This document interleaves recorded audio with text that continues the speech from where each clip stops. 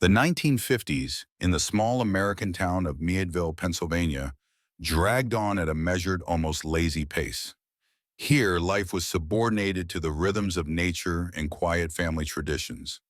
In the evenings, the streets were silent, and during the day, you could hear the ringing of bells at the entrances to small stores, the smell of freshly baked bread and gasoline from old gas pumps. People knew each other by name, and strangers were greeted with wary politeness. It was here, in mid-March of 1958, that a girl was born to a simple family of Joseph and Dorothy Stone, who was destined to go far beyond this quiet little world and leave her mark on world culture. She was named Sharon Von Stone. The family was not rich. Her father worked at a factory, and her mother worked part-time wherever she could. But at home, there was a strict order and a belief that perseverance can overcome any obstacle. The house where little Sharon grew up stood on the outskirts, surrounded by fields that were flooded with bright green grass in the spring and hidden under heavy snow in the winter. In this harsh climate, her character was formed, persistent, purposeful, and at the same time full of thirst for something more than a quiet life in the province. From an early age, Sharon was different from other children. Her gaze, attentive as if studying every detail, distinguished her from her peers. She quickly learned to read, and by the age of 5, she was freely turning the pages of books that her mother brought from the local library. She was drawn to stories about distant lands, strong women, and life full of events. At school, she was quiet but incredibly inquisitive. Teachers noted her brilliant mind and precocious powers of observation. Sharon loved to draw and could listen to music on the radio for hours. Classical music fascinated her. In the sounds of Beethoven or Mozart, she heard something that could not fit into the confines of a small town. However, family life was not cloudless. Her father, strict and demanding, believed that discipline was more important than children's dreams. Her mother, softer by nature, supported her daughter, but she herself was tied down by household chores. Sometimes quarrels broke out in the house, which Sharon experienced silently, retreating into her inner world. There in the silence, she imagined that one day she would go on stage or appear in front of a camera, and millions of people would listen to her voice. In her teens, her beauty became obvious. High cheekbones, deep eyes, light hair. But she was wary of it. Inside, she felt more like a thinker and a dreamer than just a pretty girl. This inner contradiction would later become her signature, a combination of external attractiveness and intellectual strength. By the age of 15, she knew she wanted to get out of Meadville, but the path to that end seemed murky. She was an excellent student, took part in school plays, and in the evenings, locked in her room, she tried to read the monologues of great actresses of the past, learning to convey emotions with her voice and gestures. No one could have guessed then that these quiet rehearsals would become her first step to world fame. Sharon's 17th birthday was a milestone of sorts. Her school life was coming to an end, and she was faced with the question, what next? Her teachers predicted an academic future for her. With her academic performance and ability to think logically, she could enter any college.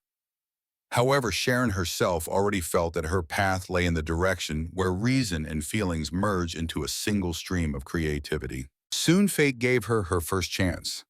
At one of the local beauty contests where her friends literally pushed her onto the stage, Sharon was noticed by a representative of a modeling agency. He talked about New York, about filming, about opportunities that do not exist in small towns. But behind the words there was a reality. Tough competition, constant assessment of appearance, work to the point of exhaustion. The decision was not easy. Her father thought it was stupid. Her mother hesitated, but eventually supported her daughter, saying, "If you don't try, you will always regret it." In the summer, Sharon packed a small suitcase and left for New York. The first months were full of disappointments. Her portfolio was not accepted. Photographers were picky about every detail, from the expression of her eyes to the shape of her lips. Model castings had an atmosphere of cold selection, where one wrong move or word could ruin everything. However, the stubbornness she had grown up in Pennsylvania did not allow her to give in. She worked part-time as a waitress, rented a small room with neighbors in the profession, and went to castings every morning. Little by little, luck began to smile. First small commercial shoots, then contracts with famous brands. The camera loved her. But even in the fashion world, Sharon felt something was missing. On film sets, she watched directors construct shots, models try to act in advertising, and she knew she wanted more, not just to be a face on a poster, but to convey a story, an emotion, a life. The decision to change her career path came suddenly. After a photo shoot in Milan where she spent several months, Sharon met a film director's assistant. He jokingly noted that she had the voice and eyes of an actress. The phrase stuck in her memory. Returning to the United States, she began attending acting classes, trying herself in new roles. At first, new challenges awaited her. Castings for films turned out to be even more ruthless than in the modeling business. Sometimes they told her directly, "You are too smart for this role," or "too beautiful for people to believe in the heroine." But each no only strengthened her determination. In the late 70s, after a series of small parts in television series and minor films, she felt that she was finally on the verge of something important. The 1980s were an era when Hollywood was looking for new faces and audiences were hungry for fresh emotions on screen. However, for Sharon, this period began with a long wait. She continued to appear in episodes of TV series, sometimes in little-known films, where her roles were limited to the image of a spectacular beauty. But deep down, she understood real acting success was yet to come. The turning point came unexpectedly. One hot summer day, she came to audition for an adventure film that needed a heroine with a striking appearance and a bold character. The director, noticing her determined look, said, "I need the viewer to believe that you are capable of risking everything. Can you? Can you believe in me?" She answered quietly, but with the confidence that had become her calling card. So in 1984, she got a role in the film Raiders of the Lost City, an adventure film in the spirit of Indiana Jones. Although the film did not become a cult, for Sharon it was the first serious experience of working on a large film set and the first step to notable roles. After that, the invitations poured in more often, but there was still no breakthrough. A truly fateful meeting awaited her a little later when she found herself at an audition for a film where the director was looking for an actress who could combine fragility and an inner steel core. This project turned out to be a thriller that would change her life in the future and make her name synonymous with cinematic courage. In 1992, at the height of Hollywood's changes, she landed the role of writer Catherine Trammell in Basic Instinct. It was a challenge, explicit scenes, a psychologically complex character, constant pressure from the studio and the media.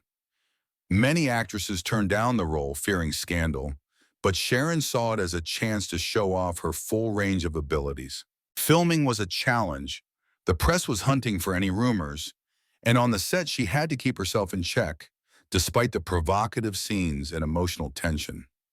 But it was this film that brought her worldwide fame, nominations for prestigious awards, and the status of one of the most talked about actresses of her time. For the first time in her life, Sharon felt that the dreams of a little girl from Meadville had come true. Millions of people around the world knew her face, and directors and producers saw in her not just a beauty, but an actress capable of carrying a film on her shoulders. After the premiere of Basic Instinct, Hollywood was no longer the same for Sharon Stone. In a matter of weeks, her life changed beyond recognition. If before she could calmly walk the streets of Los Angeles, now at every step she was met by flashes of cameras, shouts of journalists, and glances of passers-by trying to spot that very woman from the screen. The film generated more than just interest. It became a cultural phenomenon, discussed in newspapers, talk shows, and even university classrooms. Some critics called Sharon Hollywood's new femme fatale, while others saw her as an actress who boldly pushed the boundaries of what was permissible. But behind the scenes, success came at a price. The phone in her house rang around the clock. Offers for roles, invitations to parties, requests for charity appearances. Her agent could barely keep up with the contracts. Still, Sharon knew she couldn't just accept everything. She had to choose projects that would keep her from becoming a one-time sensation. In the mid-90s, she starred in a number of films that cemented her status. Among them was the dramatic Western The Quick and the Dead, where she not only played the lead role but also became an executive producer, insisting on inviting then-novice actor Russell Crowe. On the set, she was firm and professional, overseeing every aspect of the work. Another important project was Martin Scorsese's Casino. Here, Sharon played Ginger McKenna, a complex, multifaceted woman balancing between love, greed, and self-destruction. Working with Robert De Niro and Joe Pesci became a real acting school for her. Scorsese demanded the highest precision in every movement and intonation, and Sharon, in her own words, worked on the edge of physical and emotional strength. One day, after a particularly difficult scene in which her character suffers a nervous breakdown, she was left alone on the set, sitting quietly in a corner. De Niro came over and said, "Do you understand what you did today? You lived your life on screen. You didn't act, you lived. This doesn't happen often, even to the best." The role earned her a Golden Globe and an Oscar nomination, cementing her status as a serious dramatic actress. But along with the peaks came the first cracks. The constant attention of the press turned into pressure. Every public appearance was discussed down to the smallest detail, from the color of her dress to her facial expression.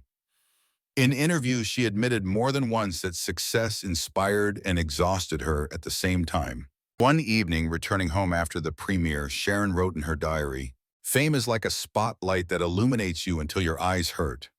But when it goes out, there is darkness, and you have to find your own way through it." By the late 1990s, she was already aware that the industry could be ruthless. Hollywood demanded constant image renewal, and age, especially for actresses, was considered a dangerous trait. In the late 90s, Sharon Stone seemed to be at her peak, sought-after roles, international fame, financial independence. But life, as she later admitted more than once, can test a person's strength at the moment when he least expects it. The first alarm bells came quietly. First, fatigue, which she attributed to filming schedules, then migraines that weren't helped by regular medications. In 2001, while she was working on a new project, her body suddenly betrayed her. One morning, she woke up with a sharp pain in her head, as if someone had hit her from the inside. At first, she thought it was another migraine, but after a few minutes, she realized she couldn't get out of bed. Her speech became slurred, her movements slow. Urgent hospitalization, endless medical terms, worried faces of doctors. The diagnosis sounded like a death sentence, severe cerebral hemorrhage. 9 days in intensive care became a real boundary between life and death for her. She later admits that she saw herself on the other side, as if observing her body from the outside.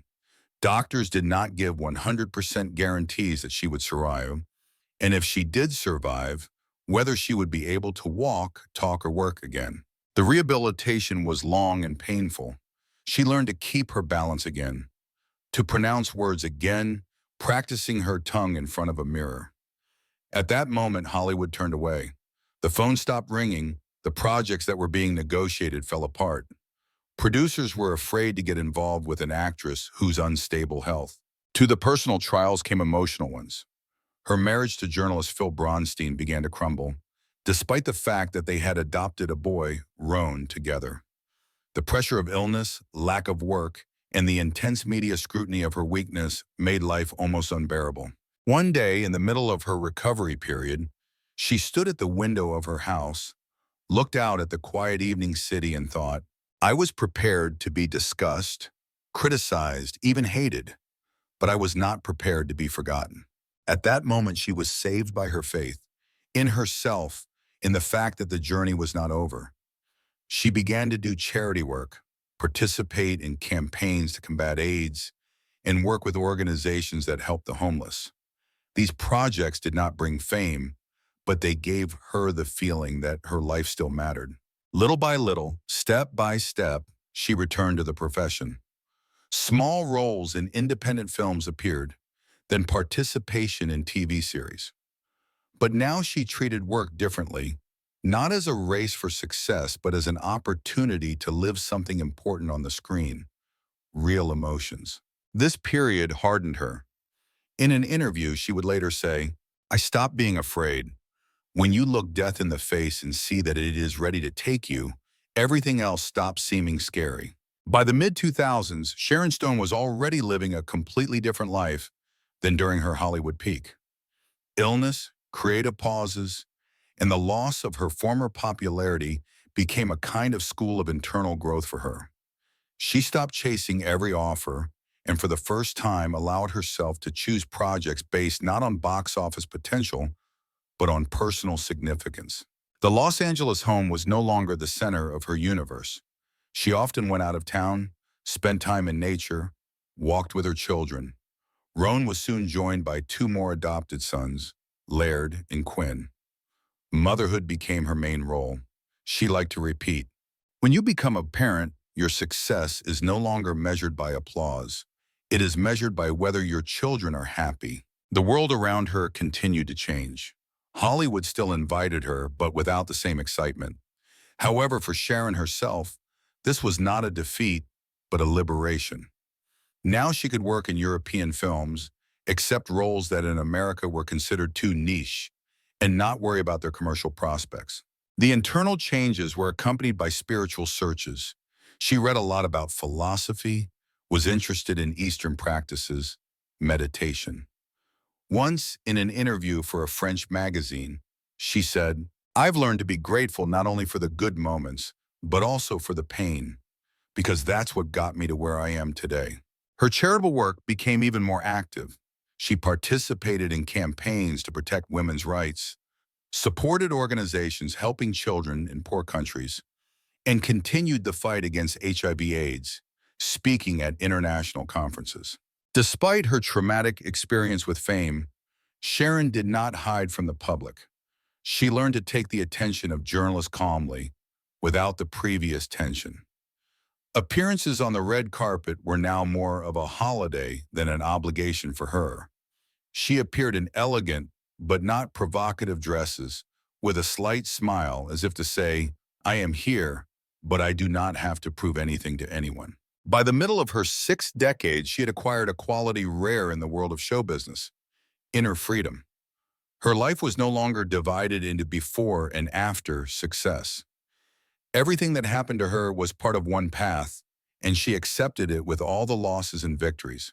Today, Sharon Stone is not just an actress known for cult films, but a woman whose name has become a symbol of strength, endurance, and the ability to rise from the brink of failure. Her journey is a story of how a fragile girl from a small town in Pennsylvania was able to conquer Hollywood, survive a serious illness, the loss of fame, and find herself again. She still acts, although she chooses projects rarely and carefully. She can be seen in independent dramas, European art house films, and sometimes in unexpected cameos that become real gifts for viewers.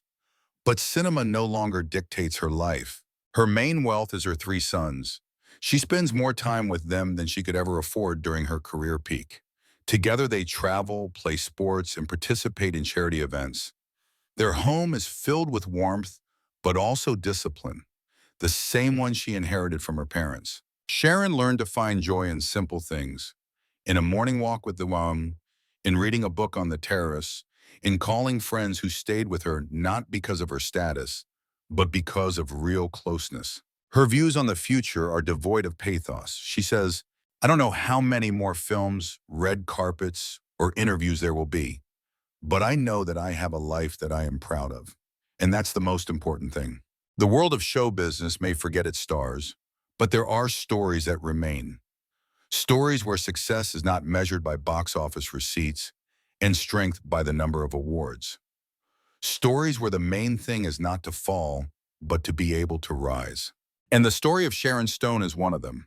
From a small Pennsylvania town to world premieres, from the glare of the spotlight to the fight for life, Sharon Stone proved that a woman's strength is in the ability to start over, and her journey is not over yet. Stories that inspire. Subscribe so you don't miss new videos about great personalities.